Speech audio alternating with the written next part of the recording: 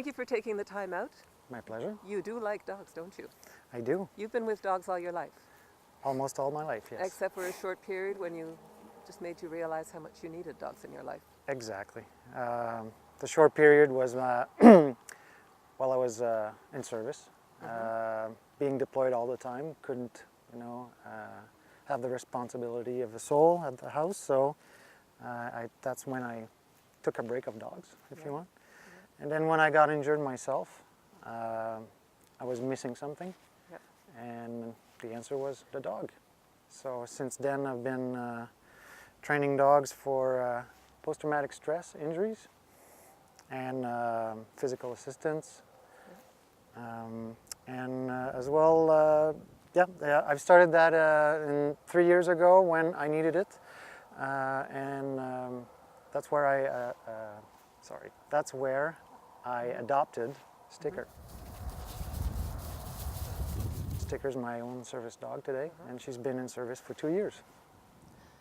And Sticker is out here playing like crazy, like any other ordinary pup. But as soon as she puts her jacket on, she is focused and ready to work. So, Marc, there are a lot of dog trainers around. I don't know if it's more and more people. I'm kind of new to the dog game myself, but it seems like training dogs, if you have a dog, is the responsible thing to do. Obviously, I believe in Germany you have to train your dogs. I think so. Otherwise you can't even get a permit. Well, we haven't reached that point here yet, but it would be a bad idea. So what is the difference between a well-trained dog and a service dog? Well, a well-trained dog would be, for example, having obedient classes. So you have basic and advanced, and really well-behaved dog would go through the good citizen test. So basically, when you pass that, you go in public settings or environments with flying colors.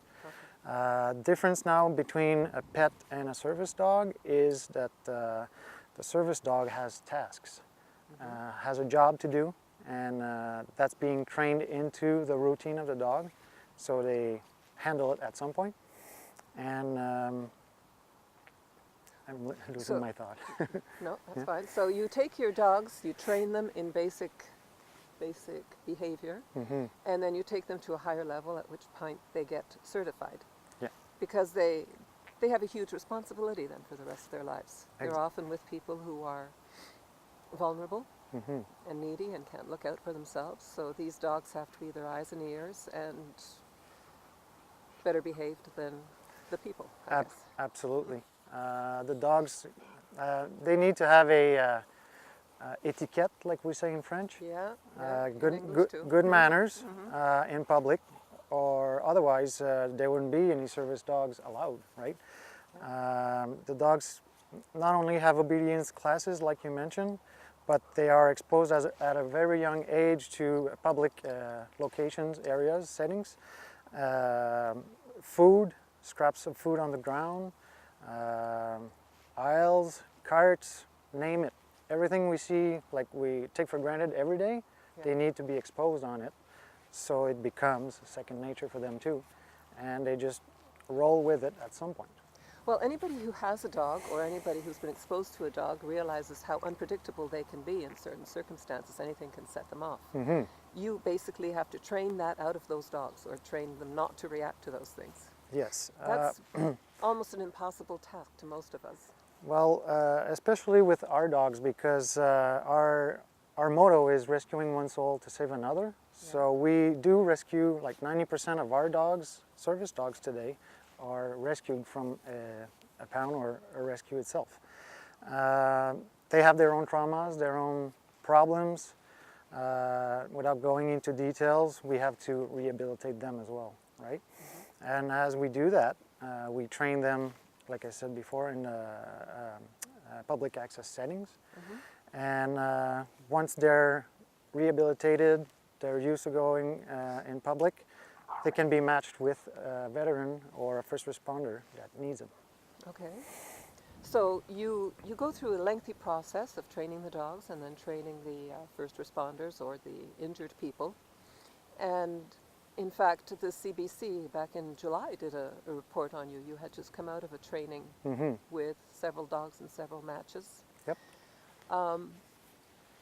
This, is that the end of it? Once you've matched these people, do you say bye-bye, go, nice? Actually, no, and I'm going to answer that question in a few seconds, but I just want to explain that when we take a dog from a rescue, it's not a week thing, like a week training, right?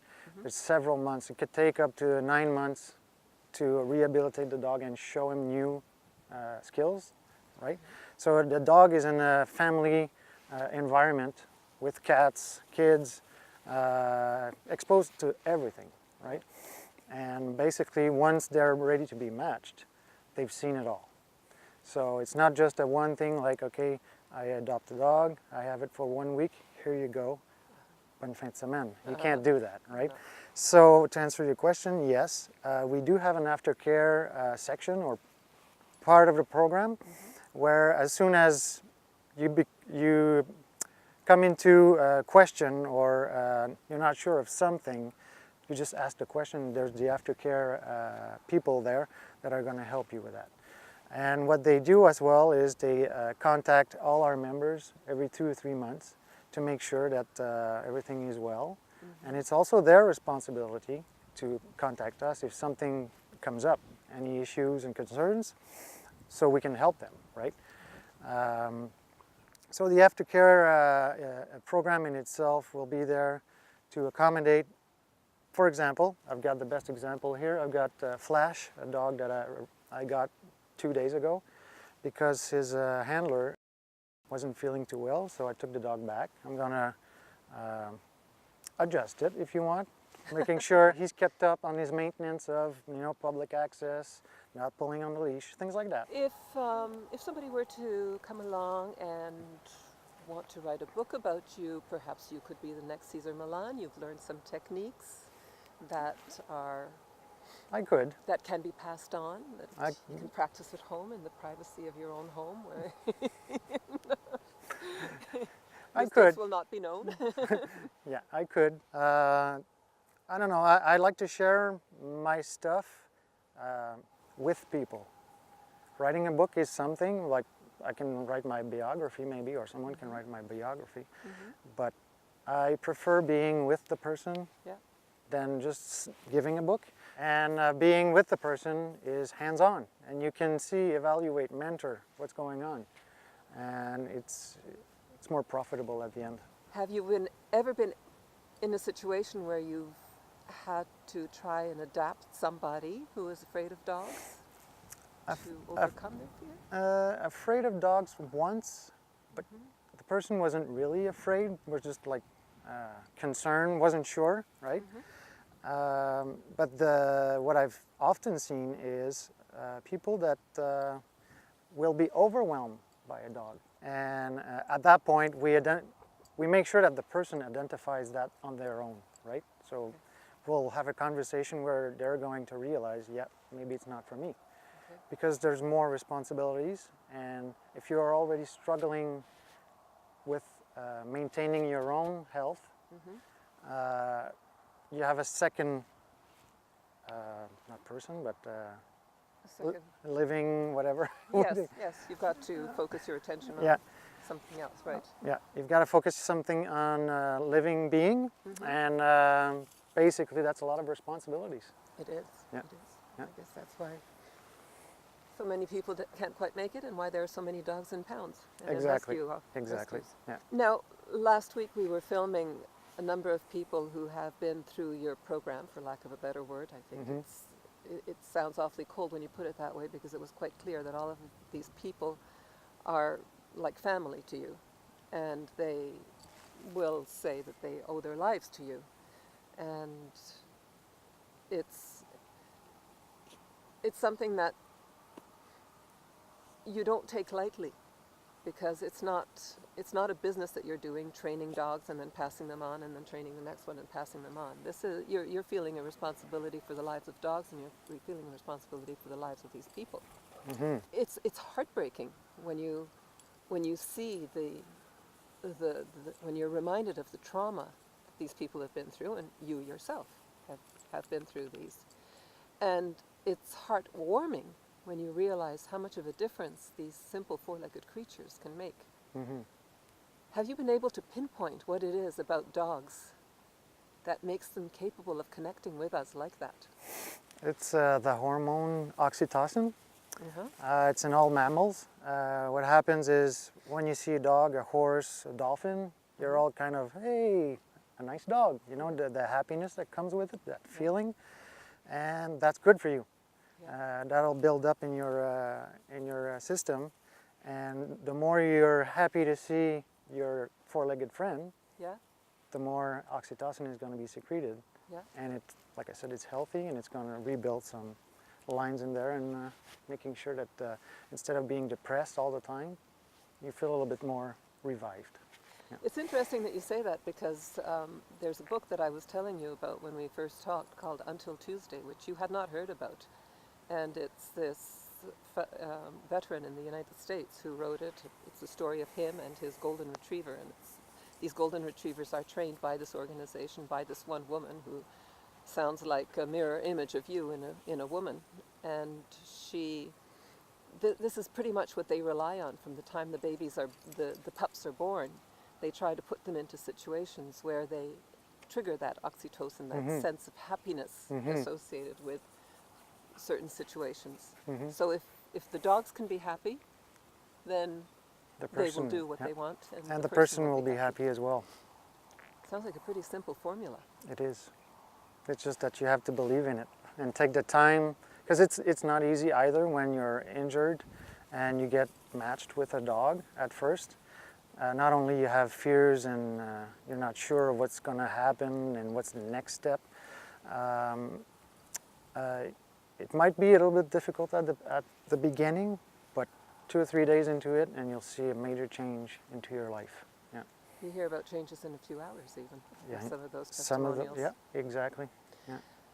Give us some numbers. You've been at this for 4 years, I believe. 3. 3 years. Yeah. And you've gone through how many dogs? Myself? Oh my God. At least 25 or 30. 25 or 30 dogs Yeah. in 3 years. Yeah. How do you say goodbye to them? The first one is very hard because not only you get attached to the animal, but when you give it to someone that needs it, it's very, very emotional. So even if you're a grown man with another grown man and you're giving a dog away, there's going to be tears of, being happy of helping someone out of isolation, and at the same time being a little bit, It's your baby. yeah, exactly. What happens when one of these dogs dies? What happens to the veteran or to the first responder? It's very difficult, for sure. It's not something that we are, wishing for, obviously. It's not something that is expected either. But when it happens, suddenly especially, we have to support that person. So it becomes aftercare, and then peer supporting, making sure that the person is well assisted, and it's like almost urgent kind of thing where we got to find a potential dog to replace the other one if it's still needed. I was looking at some of the people who were being interviewed last week, and I couldn't imagine them. They're so attached to their dogs and so keenly aware of what a difference they've made in their lives. I've seen them change literally from picture a face of a person like depressed at the lowest you can be, right? And in 3 or 4 days, radically change 180 degrees, being smiling, making jokes, being with comrades again, socializing, and then a few months later, a complete change in the life of the person. George Leonard, your mentor, has he expanded the program beyond veterans and first responders?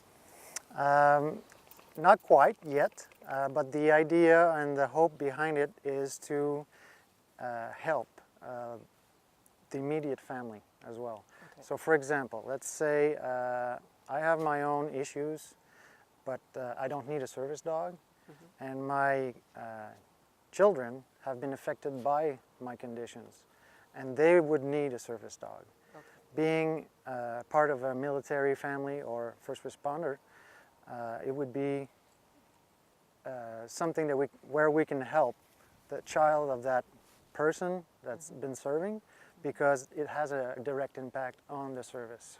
So far, they're not in your team. There haven't been any matches between dogs and children. Not on the first responders and military side of things. Okay. We have another program that's called MSAR out of Manitoba, who is run by George Leonard, and he specializes as well on the civilian side of things, which would be autism or post-traumatic stress as well. So anything that's not related to servicemen and women can be helped over there.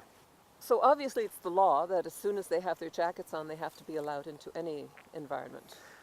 It depends. While you're in training, for our program, it's the Orange Vest. Orange Vest gives you a public access safely. What we mean is they've gone through these tests, behavioral tests. There's no aggression, there's no fear, no anxiety. Shouldn't be any issues, right? So the dog can access public at that point. And then it's a matter of training, exposition, and all that stuff.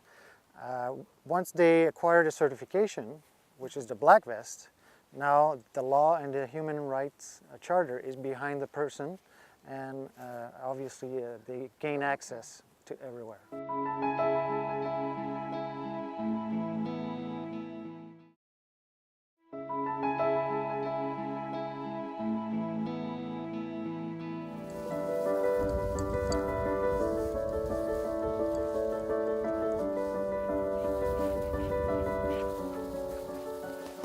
Good boy, bud. So these terrific shots of dogs running through the open field is very reassuring, because many people tend to think of service dogs as dogs that are now relegated to one room with one person. They never get any exercise, they never get any fun. Exactly. Then it's funny because that's the first question we hear when people are really concerned. Yeah. Is my dog going to be able to be a dog, even if it's in service? And we say yes.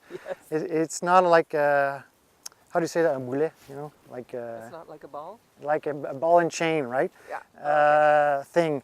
The dog needs to be a dog and will be a dog. Yeah. And it's like any kind of uniform for us. If we work 9 to 5, for example, in a uniform, I take it off for supper time and I relax. So it's the same thing for the dogs. When they go out, even if it's for 2-4 hours, they put their uniform on, they're focused, they work, and then when they come back, good girl or good boy, great work, and then take the vest off and we're a dog again. So it's time to play, time to exercise, eat, and just chill. Do you see a similar mentality between whatever kind of training, whatever happens when you're trained in the military, and the awareness that you have for how dogs need to be trained? Like always looking ahead to what might go wrong. Exactly, yes, you're right. To make a correction on a dog, you have like 0.5 seconds. So you need to read the dog, right? So you need to analyze, oh, this is coming up kind of thing, is gonna, you know, probably play aggressively with another dog. Yeah. So you need to intervene right away, just before the lunch or something. Yeah. So you need to be constantly situationally aware of what's going on and reading the dogs. And you can teach people to do that. Oh yeah, yeah. Well, you have to, because it's part of the interruption of the, you know, the work or the tasks of a dog. If the dog is, for example, leaning onto you and you don't see it, I'll stop the discussion and I'll say, okay, I don't want to interrupt, but look at the dog. What is it doing to you right now? Oh, it's leaning on me. There you go. That means it's communicating. It's telling you, okay, relax, I'm here, I'm touching you, you're not alone, right? So basically, when people understand that, and they start reading their dog as well. So, oh, he's touching me, good boy. And then everything falls into place like all the situations, all the tasks. And yeah, basically that's pretty much it. Personally, my experience with dogs has been such a high and such a low because from the first interaction that I ever had with them, and it wasn't at a young age, they brought me a sense of reassurance, even though I had no trauma to deal with. But at the same time, they made me feel so low because I didn't have it in me to believe that I could make a dog do what I wanted it to do. Mm-hmm. And it wasn't until people came into my life who understood dogs and who just gave me some very simple tips. And even something that you told me just a few weeks ago when we met, that you don't let the dogs play rough. Mm-hmm. And I thought, well, but there's no way that you can stop dogs from playing rough. Well, after that I started trying, and it's magic the way it worked. Mm-hmm. They understand, they know. Yep. Typically a dog is like a 3-year, and I don't want to compare, but we need to understand here, it's typically like a 3-year-old child. So you need, he needs some directions. Yeah. Watch this, don't touch that, do this, Yeah. don't do that kind of thing. It's the same thing with the dog. Analysis. So it's repetition, don't do this, don't do that, good boy, good girl. It's what we call markers, so good, bad, and that's how they associate. Because they don't really think, right? They just associate. Yeah. Oh, if I'm doing this, my master or my handler is going to say good boy. So Yeah. they're going to repeat it because it's fun to be a good boy. And if it's don't do that, it's not fun, right? Yeah. So you watch what you're doing. So and they do understand that. And they're smart. And Yeah, like they to are. learn. Yeah, they are. Well, Marc, that's been a bonus in terms of you telling us about a few things about training dogs and basic things that we can do at home. But what you're doing in terms of training these dogs to be service dogs, bringing people into your home, bringing all these dogs into your home, is a wonderful service to the community and to humankind. And I guess this is the time to ask, what is it that we can do to help you? We obviously, like everyone else, need some money, because without the money we can't train dogs, can't train the people with their dogs in teams together, and that's what we need. What was the estimate? Was it how much what was the estimated the cost of taking a dog from puppyhood to the end of its life as a service dog? So yeah, for the whole life of the dog, so 10 years of service, it's about $13,000. So that encompasses everything from adoption, veterinarian,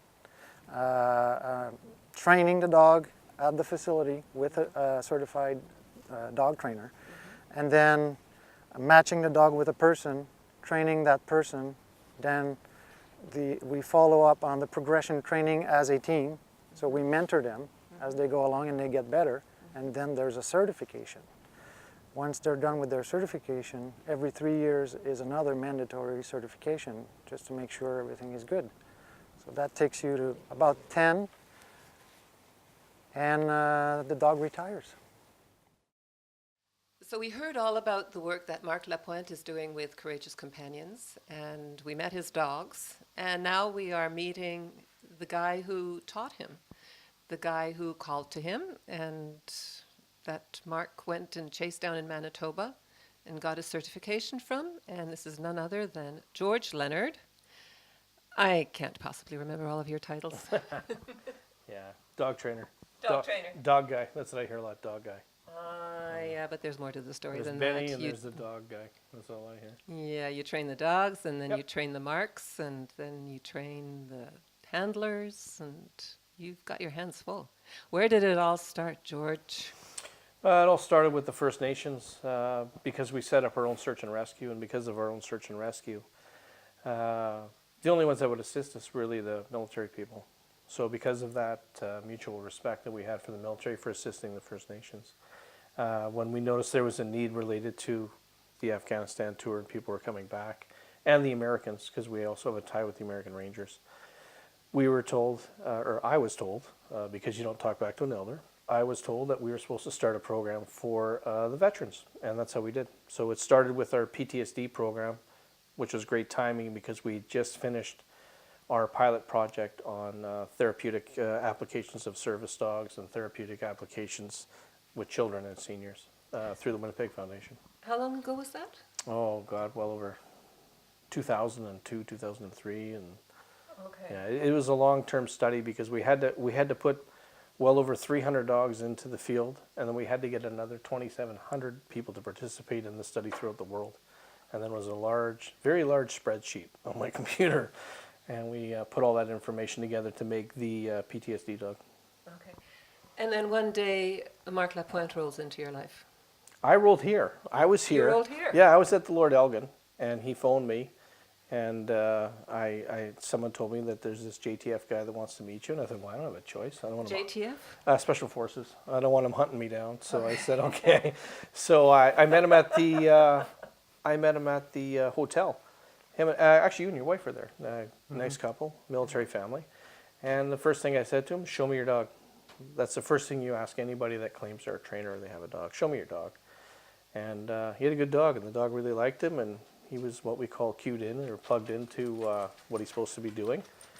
And we said, yeah, let's take it from here. Let's get this dog trained. Let's get this dog certified. And then if you're interested, you can join the Certified Master Dog Trainer program. All right. Well, many people thank you because I think that Marc has done remarkable work since then. Yeah, he's doing pretty good. He's doing pretty good. He's doing pretty good. Okay, so these military kind of guys, paramilitary, everything is understated. Well, that's because as like him and other people related to him, it's called the quiet professional. They don't go and they boast. They know how good they are. They don't have to tell people how good they are, and that's what a good trainer is. I like that. Yes. I like that. It's like Yes. a dog. It just walks into a room and it's self-assured and confident, and you That's can just right. tell when it knows what it's doing. You can always spot a Special Forces guy. He doesn't tell you he's a Special Forces guy. You feel that he's a Special Forces guy. Okay. Big difference. All right. Now, I want to go back for a moment to the Anishinaabe connection, as you explained it to me, which, First Nations, Indians, yeah. yeah, for those of us who know them from near or close or far, what you describe about the silent, strong silent type, we always associate that with the true Aboriginals. Yeah, that would be my Stealth mentor. walkers through Yeah. the forest. And Elijah your Harper. mentor? Yeah, Elijah Harper was my mentor. He was hilarious, one of the funniest guys I ever met. And the thing with him is he was such an understated individual, yet he had such power and clout in the community, and he did so much for the Aboriginal people as it was. So I take a lot from him, and he always said, don't tell people about stuff, just do it and show them. And that's huge. And Elijah the stories I could tell you, just hilarious. The guy was just so funny. He was such a good guy. Well, you know what? I'm going to be hounding you to tell us a whole program full of those stories. You do realize that, and Marc is going to be my accomplice for that. Yes, Yeah. sure. So, Marc comes along, obviously not First Nations, but you recognize something in him more than just his dog, that you knew that this was somebody you could pass the teachings on to? Yeah, because our organization is made up predominantly of police, military, high-end people with solid backgrounds, and anybody in special forces or they have put so much work into doing what they've gotten to where they get to, that they understand that it takes commitment, and when you talk to them, it's a very straightforward conversation. There's not a lot of ego, there's not a lot of problems. So those are the kind of people we look for in our organization. Because there are great trainers, but if you can't work with other people, what's the point?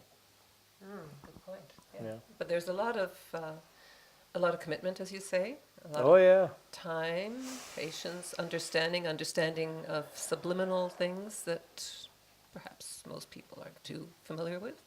If related to the dog or the person? Both. Well, the advantage I have is I've worked with like hundreds of veterans. So and I also have PTSD from my service in search and rescue. So I understand what people are going through and how hard it is. It's just you have to, I'm trying to think of the best way to explain it. When you see somebody that you know that is plugged in and you can take them, you want to add them to the program, and that's what we try and do. Right. So your program's name is MSAR? MSAR, yeah. MSAR, and that stands for? Well, we try not to tell people. Oh, okay. No, I'm just kidding. Because I try and go like, what does AT&T stand for? What is, you know what I mean? Yeah. Just the acronym, right? But it's Megan Search and Rescue, and that means wolf. Because everything we do is dog related. So everything for search and rescue is a canine unit. Everything in our programs are all dogs. Okay. And I'm from the wolf clan, so I don't have a choice. Oh. I'm a dog dude. A dog dude. I'm a dog dude, yeah. Gee. That's think what they I say think in the it- communities, the dog dude's here. And I'm like, okay, that must be me. I think this one interview is going to be 2 interviews. Oh, yeah. Now, Marc comes along and you get to know each other, you get to work together, you get to trust each other, and then Courageous Companions comes out of MSAR. Or Oh, a long time is ago. born. Yeah.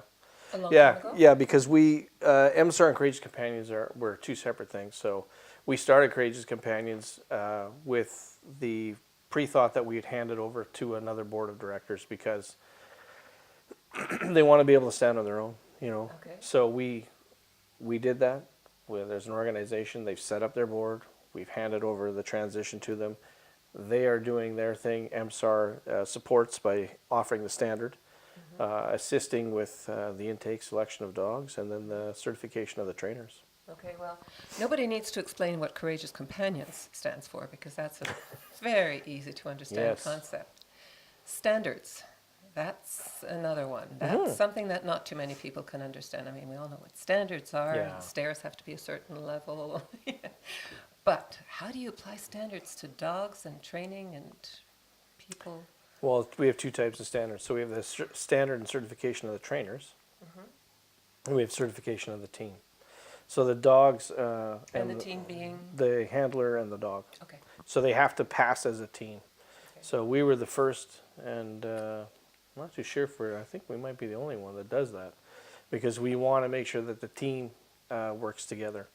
So in our program, the way we saw it thought up is, okay, here's a dog. The dog's trained to 3 levels.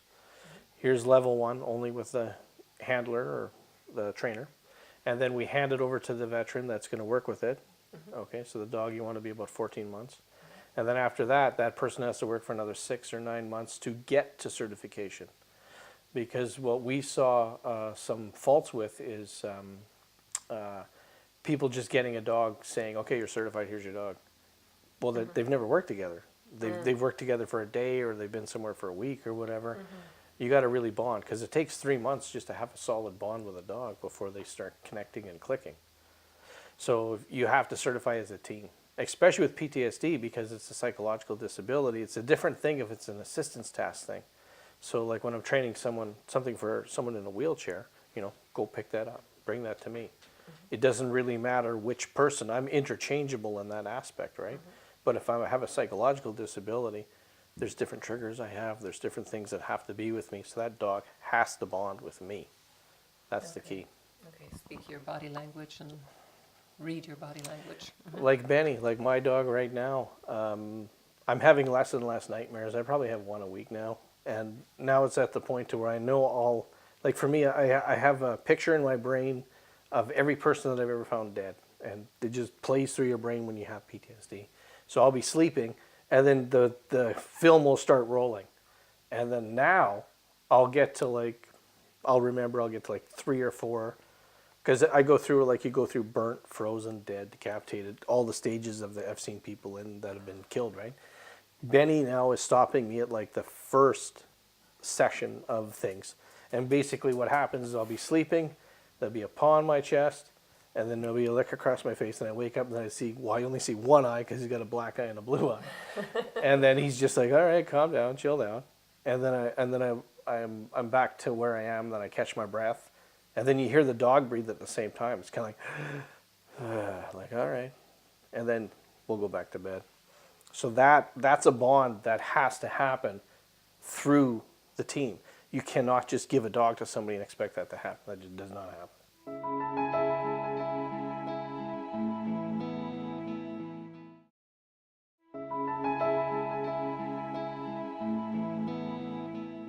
At any time when you were first having your night, when you were first bonding with Benny, did it happen that he woke you up and you would whack him? No. No? No. Because that happens to people in nightmares, right? It can, yeah, but luckily for Benny, my PTSD is well before Benny, and like one of the first PTSD dogs we have is this huge Rottweiler. She's in the Pre-Animal Hall of Fame. Her name's Stinky. She's like 120 pounds. The dog, she would lie across you, and you're like, oh my God, I gotta wake up because I can't breathe. And then she would just drag her tongue across you, and she was such a big dog. She just conditioned, and I didn't have that problem. I never struck out like that. No. No. Okay. 'Cause that would be a difficult one to overcome, I guess, with your dog. They Um, probably don't like to I've trust in heard hitting. I've heard it happen. I've heard it where you push or you grab and you push the dog off the bed, and if the dog's bonded to you, he'll just jump back up, and all right, this happens. So. They don't give up, do they? Dogs, God no. That's the great thing about a dog. They don't give You know? up. So Yeah. you guys maybe were dogs in another life? I am a dog. I tell You people know you're that. a wolf. We've settled that. You're a wolf. I What's am Marc? a dog. What's Marc? What's Marc to you? Does he have an Anishinaabe name in your No, I tradition? don't do No, that. you don't You do leave that to the elders. Yeah? Yeah, I'm not that dude. So you found your teacher, and I did. now you're ready to teach Almost. others. Yeah. Almost? Oh, I still have many things to learn. It's a lifelong process. There's always something to learn. I'm awed by the whole network that has come together, and there are so many levels to this that we have yet to explore. So, Yeah, well, the thing you got to think about is it's not just the trainers. Like there's all that other background stuff. It's all those people that helped put together all that paperwork. Like there's a lot of paperwork related to standards. There's a lot of paperwork related to legislation. So and then the oversight from the elders. That's huge. So you have to have a lot of pieces. You have to have a good community of people that understand dogs. You have to have good support from your First Nations communities. You have to have good legal counsel, which we have. We have a lot of good legal counsel. That's important. And then you have to have someone that can tie everybody together. now you've mentioned the elders a few times. Mm-hmm. Are these elders all in some way connected with dogs as well? And No. they would no. No, it's What just is just a group of elders, and basically what happens is I can't speak for every community in Canada, but all I know is in the communities that I work in, whenever you see a community or a council, there's an elder sitting there, and they're just there for their 2 cents. And I'll tell you, man, that's the best 2 cents you want to get, because they got no stake in the game. There's nothing, no ego in there. They're just telling you what it is. And I used to like phoning Elijah because it'd be hilarious. I'd phone him and I'd start complaining, and he'd like, let me tell you about the time I took on the Meech like a cord. And I'm like, oh God, here we go. All right, I'm gonna shut up. I got nothing to complain about. You know what I mean? Yeah, the only elder I ever knew was grandfather William Commanda, who Okay. you've probably heard of. And I'll never forget the time when the University of Ottawa gave him his honorary doctorate. And all he said was, not bad for a high school dropout. Yeah. See? Talk about understated. Yeah, that's basically what a lot of those elders are. They're understated. They're laid back, but man, they got great information. Oh yeah. So they can get out of the way when it comes time for the dogs to teach them a few things. Well, for me, it's probably been one of the most important things, because you have psychologists, you have psychiatrists, but every week I speak to an elder. So one of them rotates down, talks to me, and best information I ever get is from those guys. It's hilarious. It's really funny. No, really, it is. It is. Because the stuff they come up with, it's just like, they're telling you, and you're like, I got to do that? And you're like, yeah, I'm not asking you. That's what you got to do. And they're always good with giving you the right information. Well, in a society that's losing touch with the importance of nature and animals in our lives, and elders, not only Aboriginal elders, but our older people, it's important to hear this message. Very important. There are still people who think a dog is just a dog. There is no such thing as just a dog. Every dog has something You've to never teach us. heard of the story of the Aboriginal... I guess not. Tell You've me. never heard the Aboriginal story of how man got the dog. Did you? I don't know. I No, might have. well, I've been reading a basically- lot. Basically, the Creator looked down, and man was not doing good. And this was told to me from an elder in, I believe it was Split Lake, who tracked me down. He'd been looking for me for 5 years. And he showed up at the search, and everything stopped because an elder showed up and he wanted to talk to me. He said, I got to tell you something because you're the dog guy. You know, I'm like, okay. And he said, I'll give you the shortened version. He said, the Creator looked down, and man was doing horribly. He was skinny, he was scavenging, nothing was going well for him. So the Creator gathered all the spirit animals together. So he got, you know, like the deer and the elk and the moose. And he says, okay, and the beaver. So you're going to be the food, you're going to be the clothing, you're going to be the weapons, you're going to help man get along. But you need something special so that I can communicate with man. So he went and he talked to the wolf. And he said, okay, I need you to be like the main source, the information flow through to man. And the wolf's like, no way. I don't like man. I hate man. I don't want anything to do with them. So the Creator made the dog. So the Creator made the dog, gave it to man, and then things started turning around. The dog would protect man. The dog would help man hunt. The dog would help man travel. You cannot go anywhere on this world where there's man and there's not a dog. That's how the Inuit got to where they are. So, you know, time goes by and things are going great. We got these villages, there's dogs running around, and the wolf's looking down from the hill, and he's like, Jesus, this looks pretty good. So he says to the Creator, he says, you know, I thought it over, and I think I want to help him. And he's like, no way, that boat sailed too late. He said, you are not going to be that one. The dog is the special animal. And he said, and now for yours, you will now at night howl at the moon for your lost opportunity to be the link to man. And that's how that story goes. I like that story. No, I haven't heard that one. Yeah, it's a little bit longer and it's good. And it was funny because I was sitting there and I'm listening and I'm thinking, wow, that's a great story. And then the elder goes, all right, see you later. And he gets up and walks away. And that was it. And I'm like, well, wait a minute. But there was no questions on that. So it was a great story. I like that. He passed it on. Yeah, that's what he said. And then he also told me, he said, so when you see people or you're speaking, throw that story in there. And I throw that story in as much as I can. And people really like it. That's a good story. It is a great story. And there are many stories. And I think that's because there is so much truth to all of them. There is a connection. And we can look at it in so many different places.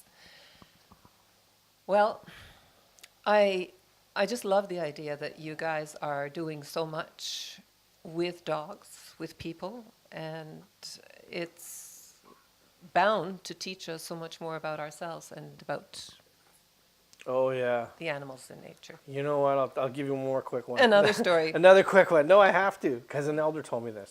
Because we were sitting there and we're talking about dogs, and the elder said to me, he said, listen, I don't know dog training. He said, but I know how to make a good person. And here's what you do.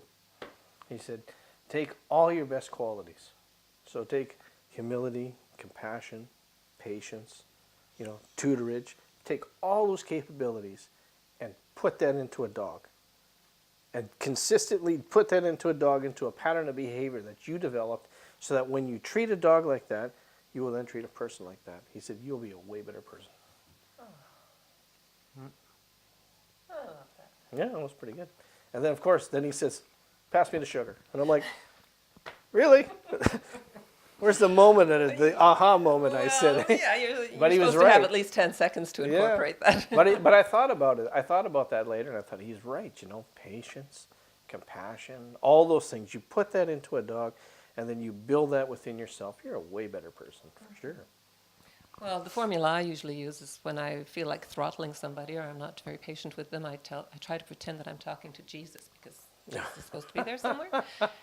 It doesn't work for me, but I keep trying. Yeah, that's tough. Yeah. Well, George, I want to thank you very much for your time here. Yeah. And I really, really hope that we'll have an opportunity to do this again for a slightly longer interview and to get more in depth about dogs, wolves, Anishinaabe, and just the regular Joe Blow fighters of this world who are trying to be as good as dogs. That's a tough one. Yeah, That's a tough one. but you're going to show the way, set the standards. Yeah. Yeah, we're trying. So I'm really glad that Marc and you found each other, and Yeah. I'm really glad that I found you, and we're going to look forward to a lot more of it.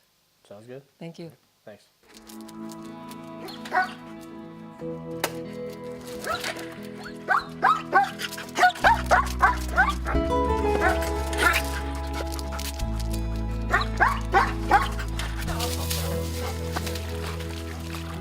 camera shy, bud. Good boy.